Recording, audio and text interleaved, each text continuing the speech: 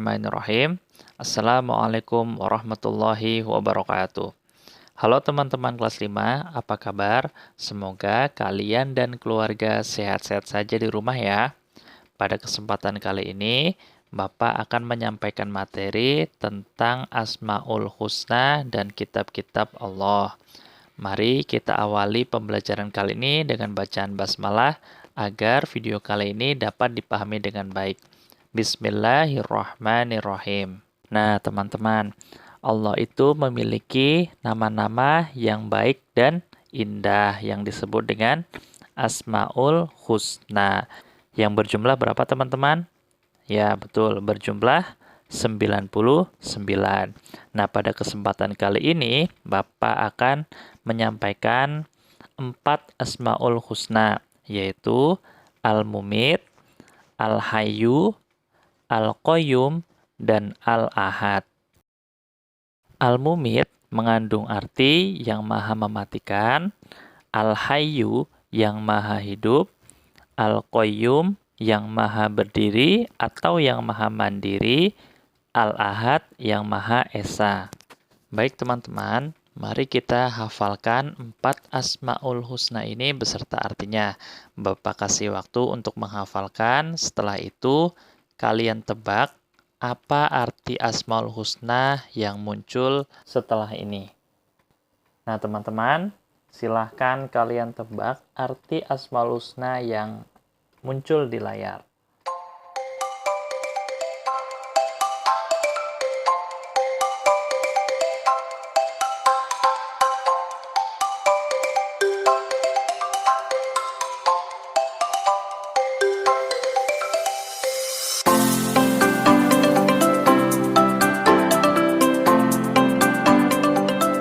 Selamat kepada teman-teman yang sudah berhasil menjawab dengan benar pertanyaan tadi. Nah, Bapak yakin semua dapat menjawab dengan benar ya. Nah, selanjutnya kita akan membahas 4 Asmaul Husna tadi. Yang pertama, Al-Mumit, mengandung arti yang maha mematikan. Nah, siapa yang maha mematikan? Yaitu Allah Subhanahu wa Ta'ala. Allah Subhanahu wa Ta'ala telah berfirman, kullu nafsin dha'iqatul maut, yang artinya setiap yang bernyawa pasti akan mati. Entah itu manusia, hewan, atau tumbuhan, semuanya akan mati ya, akan dicabut oleh Allah Subhanahu wa Ta'ala nyawanya. Manusia tidak bisa lari dari kematian. Ya, apabila sudah waktunya manusia itu bersembunyi atau lari kemanapun, pasti akan mati. Nah, kematian ini bukanlah sesuatu yang harus ditakuti oleh manusia. Akan tetapi, kematian ini adalah tangga atau jalan menuju kebahagiaan yang abadi. Nah, kebahagiaan yang abadi itu di mana? Yaitu di akhirat. Tetapi, apakah kalian ingin bahagia yang abadi, teman-teman? Nah, jika kalian ingin mendapatkan kebahagiaan yang abadi, kalian harus mengikuti perintah Allah Subhanahu wa Ta'ala dan Rasul-Nya, seperti rajin sholat, rajin membaca Al-Quran, kemudian rajin belajar, serta patuh dan hormat kepada orang tua dan guru. Nah, kemudian jauhi juga apa yang dilarang oleh Allah Subhanahu wa Ta'ala dan Rasul-Nya, misalnya mencuri, berkelahi, dan menyakiti orang lain. Dan selain itu, biasakan teman-teman agar berdoa kepada Allah Subhanahu wa Ta'ala agar kita dimatikan atau kita dicabut nyawanya dalam keadaan yang husnul khotimah atau keadaan yang baik. Selanjutnya, Al-Qayyum, artinya yang maha berdiri atau yang maha mandiri. Mengandung arti Allah Subhanahu wa Ta'ala itu berdiri sendiri untuk selama-lamanya. Allah Subhanahu wa Ta'ala tidak seperti manusia yang membutuhkan orang lain atau kekuatan lain, tapi Allah Subhanahu wa Ta'ala berdiri sendiri dan mandiri.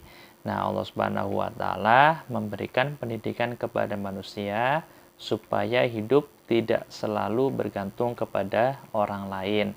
Hidup harus punya semangat mandiri dalam segala situasi dan kondisi. Nah, apalagi kalian teman-teman sudah kelas 5 ya. Nah, segala sesuatunya harus sudah dibiasakan secara mandiri, seperti merapikan tempat tidur, menyiapkan peralatan sekolah. Yang paling penting yaitu mengerjakan tugas sekolah secara mandiri. Selanjutnya, Al-Ahad yang Maha Esa, mengandung arti Allah Subhanahu wa Ta'ala itu Esa yang Maha Tunggal, yang tetap menyendiri dan tak ada sekutu bagi Allah Subhanahu wa Ta'ala.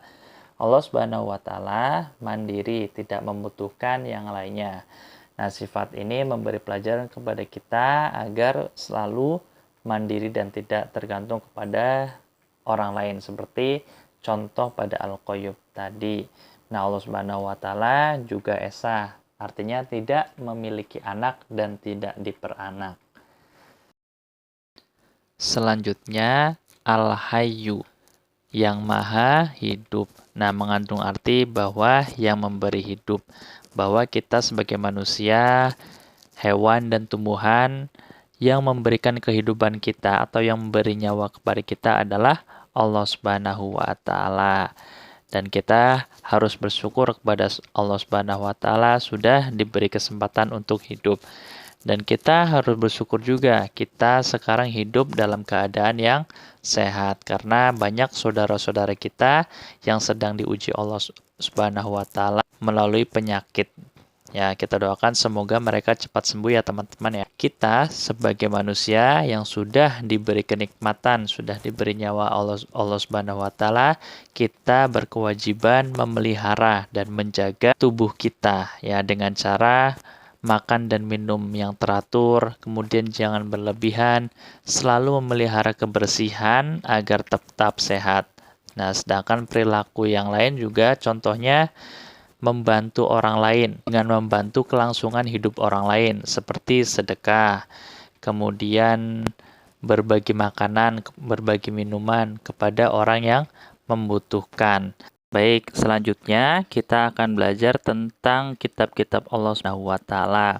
Allah Subhanahu wa Ta'ala berfirman dalam surat An-Nisa ayat 136 yang menyeru kepada kita untuk beriman kepada Allah, kepada malaikat, kepada Rasul, kepada kitab-kitab Allah. Nah, kitab-kitab Allah itu termasuk Al-Quran ya teman-teman ya.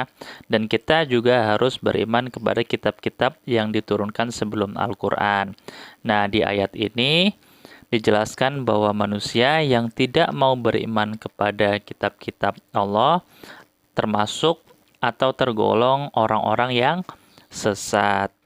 Nah, bagaimana cara kita beriman kepada kitab-kitab Allah? Nah, caranya yaitu dengan yakin bahwa Allah Subhanahu wa Ta'ala telah menurunkan kitab-kitabnya kepada para rasul melalui malaikat Jibril. Nah, kitab-kitab tersebut harus dijadikan pedoman, ya, pedoman hidup untuk menuntun dan mengatur cara kita bersikap dan berperilaku. Nah, guna mencapai keselamatan dan kebahagiaan hidup di dunia dan di akhirat. Nah, tentunya kita dalam hidup di dunia, apabila kita tidak punya pegangan atau tidak punya pedoman dalam melaksanakan kehidupan, pasti hidup kita akan tidak teratur ya. Maka dari itu, kita sebagai muslim, kita harus mengimani kitab-kitab Allah Subhanahu wa Ta'ala untuk dijadikan pedoman hidup. Allah Subhanahu wa Ta'ala telah menurunkan kitab-kitab kepada para nabi dan rasul yang berbeda zaman dan umatnya.